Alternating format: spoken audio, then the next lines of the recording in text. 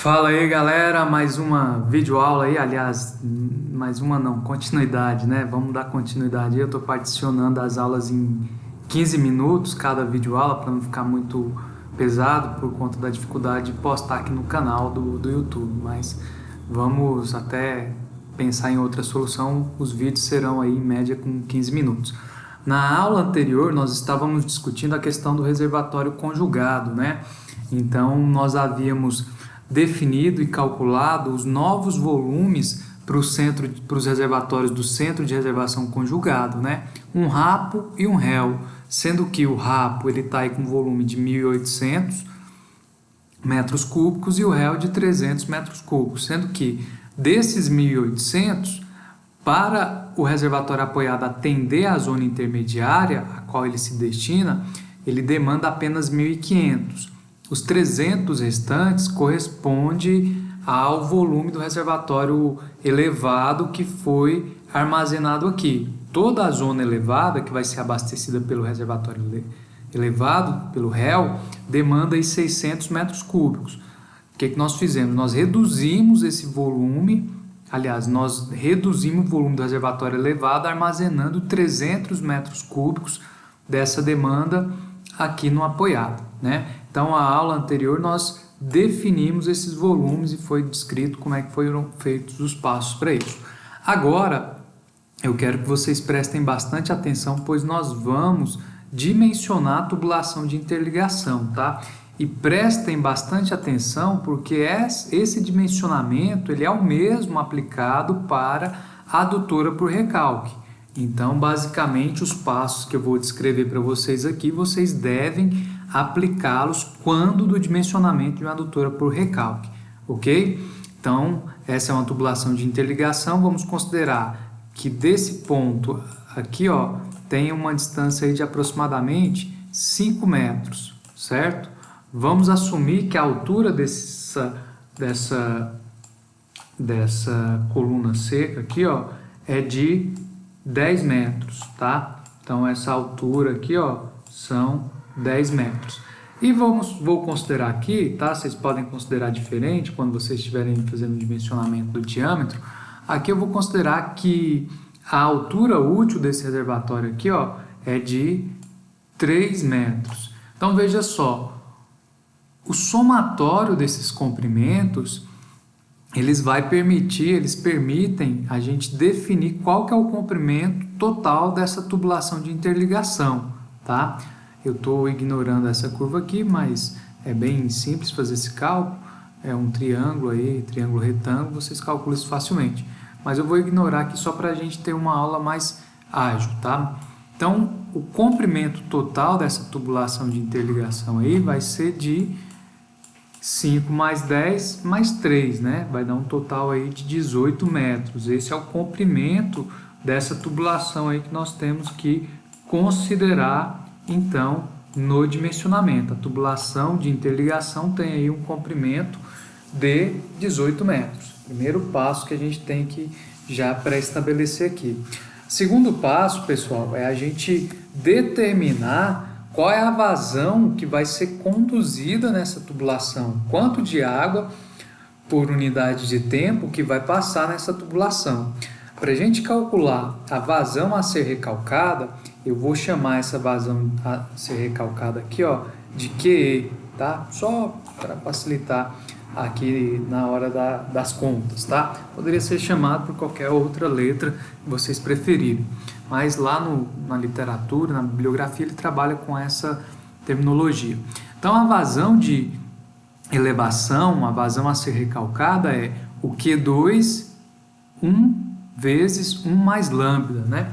Sendo que o Q2 vocês já sabem o que é, né? A vazão de adução. Só que tomem cuidado. Nesse caso aqui, ó, o Q2 ele corresponde realmente à vazão de adução, somente ele é o Q2 da área que vai ser abastecida pelo reservatório que está sendo interligado. Qual é o reservatório que está sendo interligado? O reservatório elevado, que abastece então a zona elevada. Então, para ficar bem claro, Q2 aqui, ó, ele corresponde à vazão de adução apenas da zona elevada. Nós vamos ter que calculá-la logo em sequência. É um cálculo bem simples. Uma aqui mais lambda, O lambda é um coeficiente de majoração, tá? É uma maneira da gente aumentar essa vazão a ser conduzida por essa tubulação de interligação, visando compensar a diferença de volumes demandado e o que está sendo armazenado no reservatório elevado. Lembrem-se, o demandado para a zona elevada é de 600 metros cúbicos. No entanto, esse reservatório, nós estamos trabalhando com um reservatório elevado de apenas 300 metros cúbicos. Então, há uma diferença aí entre o que está sendo armazenado e a capacidade demandada. Então, essa tubulação, essa vazão, ela vai ser majorada por esse coeficiente, visando a compensação desses valores, tá? Então, vamos, primeiro passo, calcular o Q2. Vamos primeiramente calcular a vazão de adução. Muito simples. É só aplicar a equação do Q2 que vocês já conhecem, tá? O que vai mudar? Só a população, que nesse caso é só a população da zona elevada, que corresponde a 20%. Um passo mais simples e mais rápido nós já sabemos qual que é o Q2 total, qual é o Q2 de toda a cidade. Nós já havíamos calculado em aulas anteriores, é 104,2. Uma vez que a zona elevada corresponde a 20% da população, o Q2 da zona elevada vai ser 20% do total. Então, basta fazer essa multiplicação e nós temos aqui, ó, o valor da vazão de adução da zona elevada, 20,84 litros por segundo, certo? Bem tranquilo esse cálculo. O segundo passo agora é nós determinarmos o coeficiente de majoração, o lambda. Então, a equação do lambda é essa daí que vocês estão vendo, ó. Lambda é igual a 0,5 vezes VZE menos VREL dividido por VZE. O VZE, observem só, é o volume demandado pela zona elevada, que no caso nós calculamos, o volume total demandado por essa zona é de 600 metros cúbicos. O VREL é o volume adotado para o reservatório, que é diferente do demandado. O volume que nós adotamos para o reservatório elevado é de 300 metros cúbicos, embora a demanda seja de 600. Aonde ficou os outros 300? Ficou armazenado lá no reservatório apoiado. Então, temos aí a definição do VZE, volume demandado, volume da zona, né, elevada, e o VREL, que é o volume do reservatório elevado, que nós adotamos. Então, fazendo o cálculo aí, procedendo os cálculos, ó, o coeficiente de majoração vale 0,25, tá? É esse valor que nós vamos somar lá, nós vamos usar lá naquela equação. Olha só, pessoal, prestem atenção nisso aqui. Se não fosse um reservatório conjugado, o que aconteceria? O volume da zona elevada seria o mesmo do volume do reservatório. Então, essa parcela aqui, ó, seria volume total, volume da zona elevada, menos volume do reservatório elevado, são os mesmos, isso aqui daria zero. Logo, esse lambda seria zero e a vazão seria o próprio Q2 da zona elevada, da tubulação de interligação. Poderíamos trabalhar com o volume do reservatório elevado maior do que o demandado? Também é possível. O que vai acontecer nesse caso, se o volume do reservatório elevado for maior do que o demandado? O lambda vai ser menor do que 1. Ou esse coeficiente de majoração aqui, ele vai, melhor dizendo, ele vai ser negativo. Veja, se o volume do reservatório elevado maior que o volume demandado, essa subtração aqui, essa conta vai dar negativa. Logo, esse lambda vai ser negativo. Nessa situação, então, o lambda ele vai fazer com que haja, então, uma redução da vazão e não um aumento, tá? Também poderia ser uma situação possível, ter um reservatório elevado com volume maior do que a zona elevada. Não é comum, não é corriqueiro, normalmente não se adota. O que se adota? Ou volume demandado igual ao volume do reservatório, ou o volume do reservatório menor que o demandado, que é o que nós estamos fazendo. Nesse caso, o coeficiente de majoração vai ser positivo e vai fazer com que a vazão de interligação, a vazão de elevação, seja maior do que o Q2. Então, nós temos agora já calculado cada um dos elementos dessa equação. Q2 da zona elevada 20,84, 1 mais lambda, que o lambda vale 0,25. Então, eu estou majorando essa vazão aqui, essa vazão ela está sendo majorada em 25%. Ela está sendo aumentada em 25% para compensar aquela diferença de volumes de reservação. Então, nós temos aqui o valor total que essa tubulação vai ser dimensionada, ela vai ser dimensionada por uma vazão de 26,05 litros por segundo, tá ok? Bom, depois de determinarmos a vazão a ser recalcada, o próximo passo é fazer o dimensionamento da tubulação, né? Sabendo a vazão, uma vez que nós já sabemos a vazão, nós podemos então determinar o diâmetro. Vejam só, trata-se de uma tubulação por recalque. Tubulações por recalque, o seu diâmetro é pré-estabelecido por meio da equação de Bressi, que é essa equação que nós temos aqui, Diâmetro é igual a K raiz da vazão. O K normalmente é padrão, vale 1,2, é um coeficiente da equação já pré-estabelecido.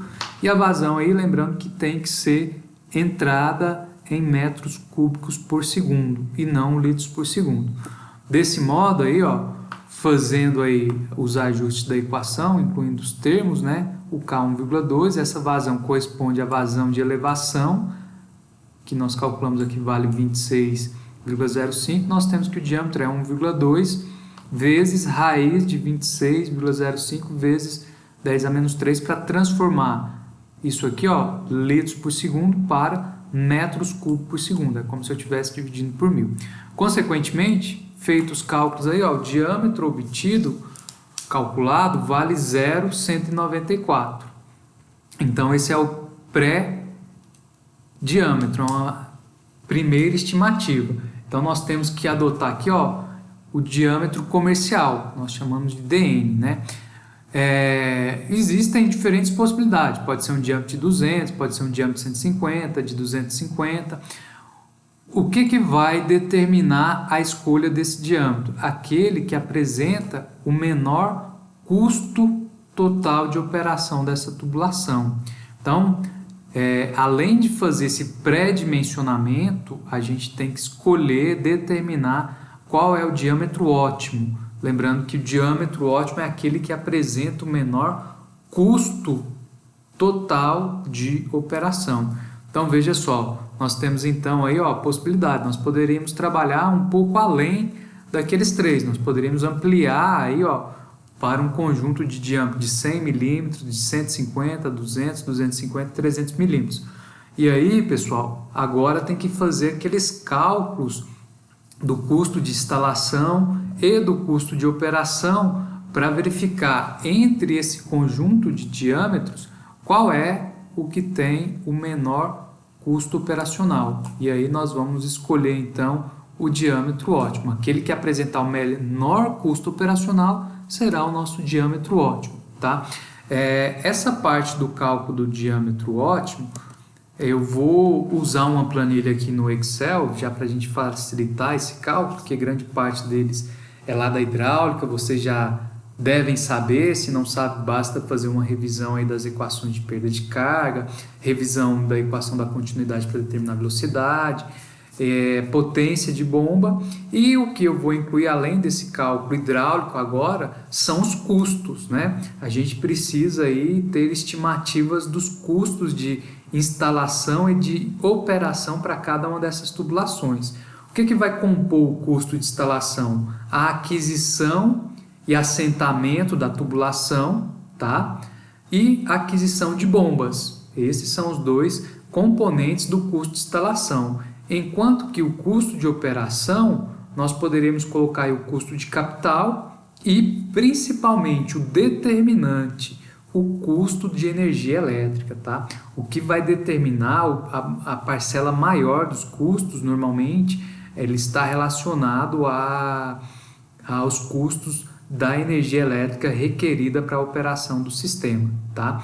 desse modo, a gente tem que partir desses custos, e aí eu vou usar aqui as tabelas SINAPS da Caixa Econômica como referência. Não são as melhores para esse tipo de projeto, mas isso aí dependeria de estudos de orçamentos, né? Usar outras bases ou até mesmo fazer orçamento, pesquisa, e nós não temos essas condições. O que nós temos disponíveis aí são as tabelas SINAPS, que é mais fácil de acessar esses valores, então eu vou utilizá-las como referência. Esses cálculos, pessoal, eu vou fazer na próxima videoaula, que eu vou disponibilizar para vocês logo em sequência. E aí nós vamos então determinar nessa próxima videoaula qual é o diâmetro ótimo para essa tubulação de interligação nesse centro de reservação. Tá ok? Até a próxima!